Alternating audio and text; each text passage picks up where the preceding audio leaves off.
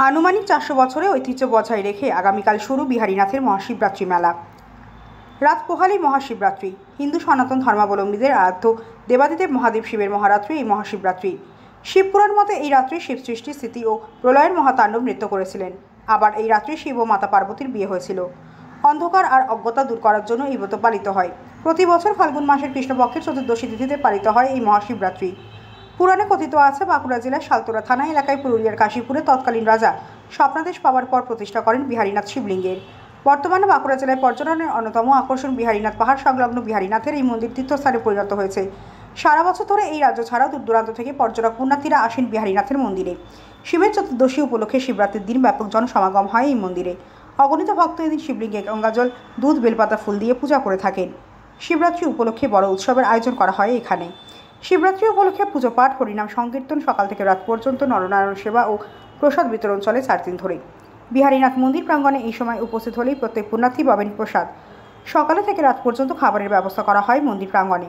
এই সময় প্রতিদিন প্রায় 40,000 পুণ্যার্থীর আবির্ভাব হয় বিহারীনাথ মন্দির প্রাঙ্গণে। আগামীকাল অর্থাৎ 13ই ফাল্গুন ভোর 6টা থেকে শুরু হবে বাবা বিহারীনাথ শিব ঠাকুরের শিব চতুর্দশী মহা উৎসব।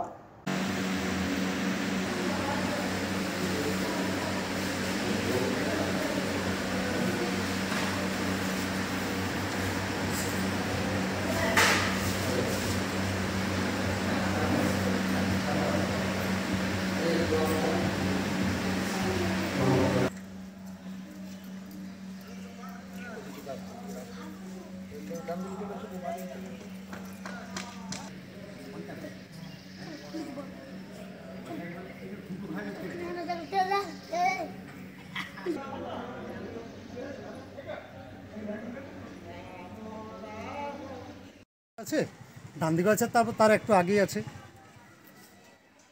লজ লিজে পরশমণি কোম্পানি। পাহাড়ে উঠার তো পয়সা নাই।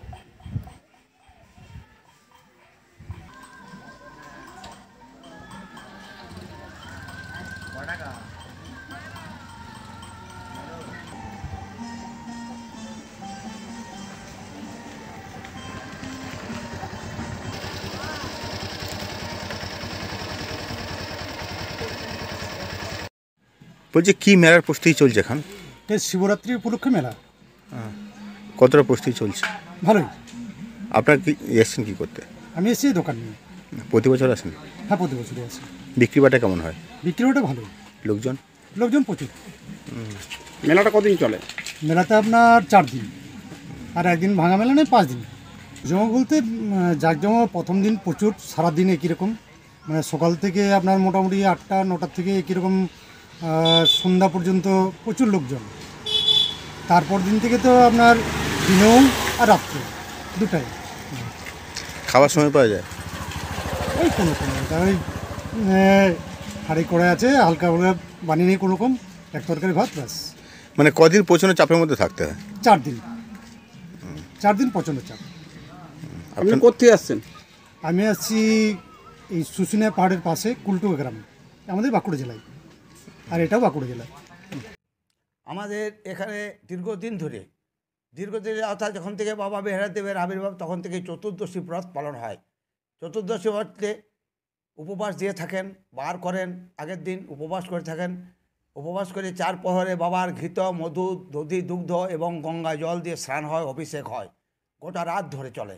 সেটা চতুর্দশী যতক্ষণ পর্যন্ত থাকে, লাগাত থেকে ছাড়া পর্যন্ত।